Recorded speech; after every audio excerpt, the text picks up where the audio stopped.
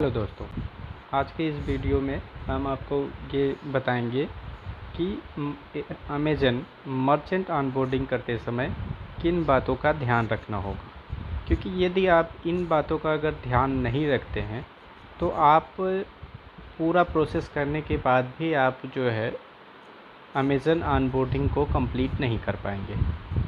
उसमें कुछ टेक्निकल चीज़ें आती हैं जिसको समझना बहुत ज़रूरी है और उसी के बारे में आज हम इस वीडियो में आपसे डिस्कस करेंगे।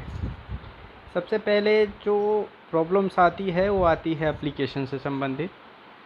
जैसे सबसे पहले आप लीड स्क्वायर ऐप अपनी मोबाइल में डाउनलोड करें, जिसके लिए आपके सीनियर के द्वारा आपको लिंक दे दिया जाएगा।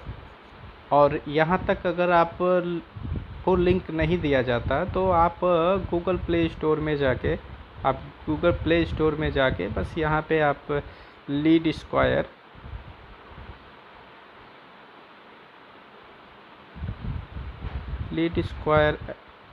सर्च करेंगे तो ये एलएस करके mobile sales CR management system करके लीड स्क्वायर ऐप जो है आपके सामने आ जाएगा। ये एक्चुअल में आपको इंस्टॉल करने के लिए कहेगा, यहाँ पे इंस्टॉल है इसलिए ओपन करने के लिए कह रहा है। आप यहाँ से लीड स्क्वायर ऐप डाउनलोड करें, फिर उसे ओपन करें। ओपन करने के बाद आपको सबसे पहले आपकी रजिस्टर्ड मेल आईडी, यानी आपने अपने सीनियर को जो भी मेल आईडी वाइट लिस्टेड के दिया है उस मेल आईडी की ज़रूरत पड़ेगी इसमें लॉगिन करने के लिए। आप जैसे ही मेल आईडी को लॉगिन करेंगे आपकी मेल आईडी पे एक ओटीपी जाएगी। ओटीपी सबमिट करने के बाद आपको पासवर्ड बनाना के लिए कहेगा। ध्यान रखिए, पासवर्ड बनाते समय भी कुछ चीज़ें ध्यान रखनी होती, नहीं तो आप पासवर्ड नहीं बना पाएंगे। पासवर्ड बनाते समय जो ध्यान रखना है कि यदि आपका नाम मान लीजिए जैसे आकाश है तो आप अपना नाम आकाश लिखेंगे, लेकिन एक कैपिटल लेटर बाकी स्मॉल लेटर, उसके बाद @ लगाएंगे। फिर उसके बाद जो है आप कोई गिनती चुनेंगे, जैसे 1 5 9 8 ऐसे करके। आप डायरेक्टली 1 2 3 4 5 जैसे सामान्यतः लोग पासवर्ड बनाते हैं, यदि उस तरह का नंबर आपने डाला @ के बाद तो वो पासवर्ड क्रिएट नहीं होगा। आपको बिल्कुल ध्यान रखना है जैसे आकाश @1594 ऐसे करके पासवर्ड क्रिएट कर लेना है। जैसे ही आपका पासवर्ड क्रिएट हो जाएगा आप ऐप में लॉगिन हो जाएंगे।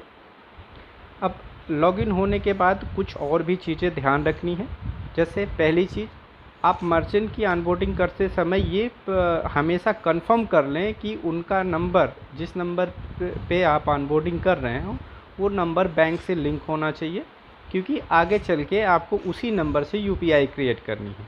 और आप सभी जानते हैं कि यदि बैंक से लिंक नंबर नहीं होगा तो यूपीआई क्रिएट नहीं होगी, इसलिए ये सबसे पहले आप कंफर्म कर लें कि उनका नंबर बैंक से लिंक हो। दूसरी चीज़, बैंक में सबमिट करते समय उनसे ये भी ध्यान रखें यूपीआई क्रिएट करते समय कि वो जो बैंक कहें वही बैंक सेलेक्ट करें, अपने मन से कोई भी बैंक सेलेक्ट ना करें। क्योंकि कुछ लोगों के पास करेंट अकाउंट होते हैं, कुछ लोगों के पास सेविंग अकाउंट होते हैं, रिकरिंग अकाउंट होते हैं। जो भी अकाउंट वो प्रीफर करें या जिस बैंक का, उसी बैंक को आप जो है चुनिएगा।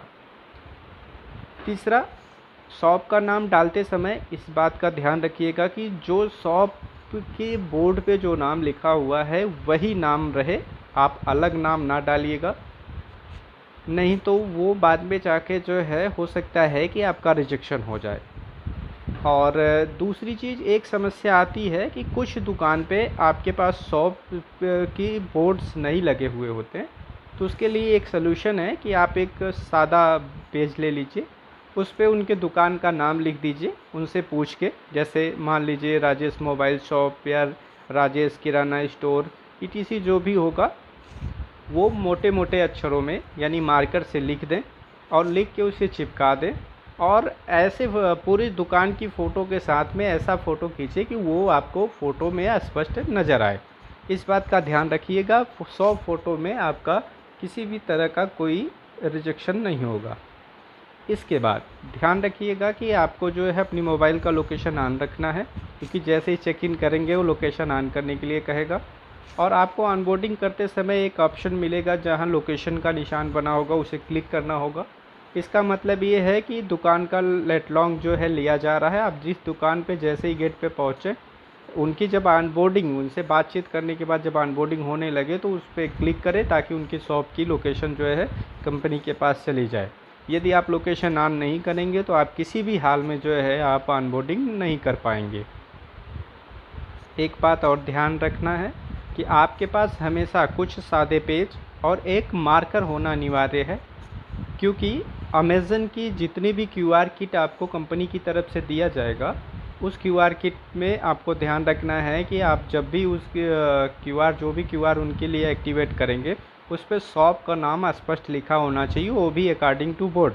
जैसे बोर्ड पे लिखा है या आपने कागज़ पे लिख के चिपकाया है, उस तरह से होना चाहिए। वही नाम जो है उस पर मार्कर से लिखना अनिवार्य है, नहीं तो वो रिजेक्ट हो जाएगा। आपको दोबारा फिर वहाँ जाके उसे बनाने की ज़रूरत पड़ेगी।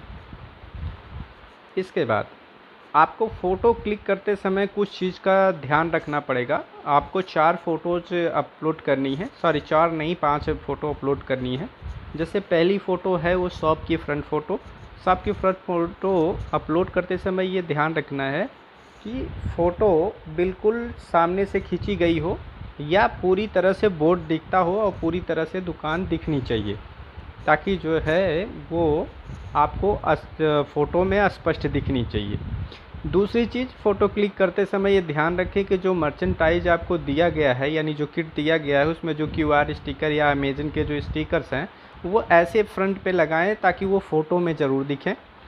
तीसरी बात, क्यूआर की फ़ोटो खींचते समय 2 स्टैंडी आपको मिलती हैं, दोनों स्टैंडी को जो है ऐसी जगह पे लगाएं कि उसकी फ़ोटो क्लिक करते समय आपको उसकी दोनों की साथ में आप फ़ोटो क्लिक कर सकें। ध्यान रखें, अगर और भी कंपटीटर कंपनियों के जैसे गूगल पे, फ़ोनपे या किसी का भी अगर क्यूआर लगा है तो उसके साथ में भी फ़ोटो खींच सकते हैं, कोई इशू नहीं है।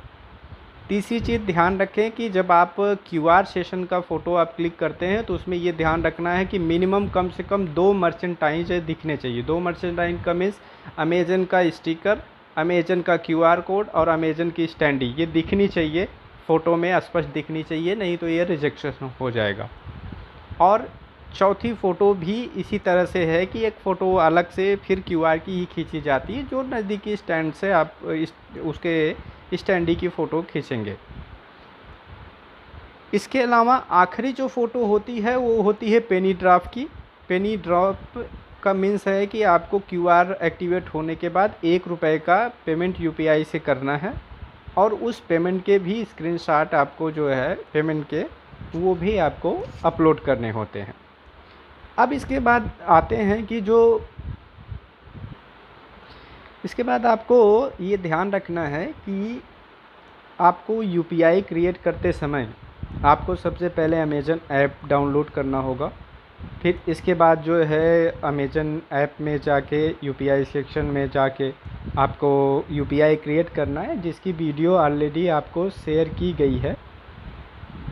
वीडियो में पूरी तरह से आपको बताया गया है कि आप यूपीआई कैसे क्रिएट करेंगे, लेकिन यूपीआई क्रिएट करते समय भी कुछ बातों का आप ध्यान रखें कि उनके मोबाइल में कम से कम रिचार्ज होना अनिवार्य है, क्योंकि बिना उसके वो मैसेज नहीं जाएगा और यूपीआई क्रिएट नहीं हो पाएगा। उनका नंबर बैंक से लिंक होना चाहिए, तब जाके आप यूपीआई क्रिएट कर पाएंगे। और यूपीआई क्रिएट करने के बाद आपको जो है ₹1 का वही पेनी ड्रॉप पेमेंट करना है, जिसका स्क्रीनशॉट ऑलरेडी आपको अपलोड करना है। आखिर में सबसे और अहम बात ये है कि आपको अमेज़न बिजनेस ऐप भी दुकानदार के मोबाइल में इंस्टॉल करना अनिवार्य है। और बिजनेस ऐप का मतलब यही है कि वो आपको जो है जितने भी ट्रांजैक्शन होंगे, सारे ट्रांजैक्शन वो उसमें आसानी से देख सकता है। और जो आप ₹1 का ट्रांजैक्शन का स्क्रीनशॉट लेंगे या फ़ोटो लेंगे, वो भी आपको बिजनेस ऐप में ही दिखेगा।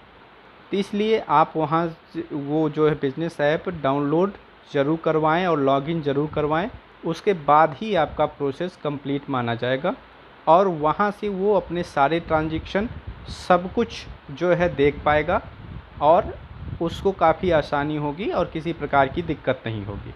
इसके अलावा बिजनेस ऐप में ही उसको सपोर्ट के लिए mail ID and miss call के लिए ऑप्शन दिया गया है। यदि उसे किसी प्रकार की समस्या होती है तो वो उसमें चाहे मेल पे जाके मेल कर ले, मेल ऑप्शन पे, या कॉल ऑप्शन पे जाके कॉल टिक करें, कॉल टिक करें और वो कॉल जो है ऑलरेडी आपको डायरेक्टली टू कस्टमर केयर से कनेक्ट करेगी। यदि आपकी कॉल नहीं उठती है तो आपकी जो है आपके पास दोबारा वहाँ से कॉल ज़रूर आएगी। दोस्तों ये रहा पूरा प्रोसेस की क्या क्या चीज़ें आपको ध्यान रखनी है और क्या क्या करना है। यदि दोस्तों मेरा वीडियो आप सभी को पसंद आया हो तो कृपया मेरे इस चैनल को लाइक करें, सब्सक्राइब करें और बेल आइकन दबाना ना भूलें। Thank you.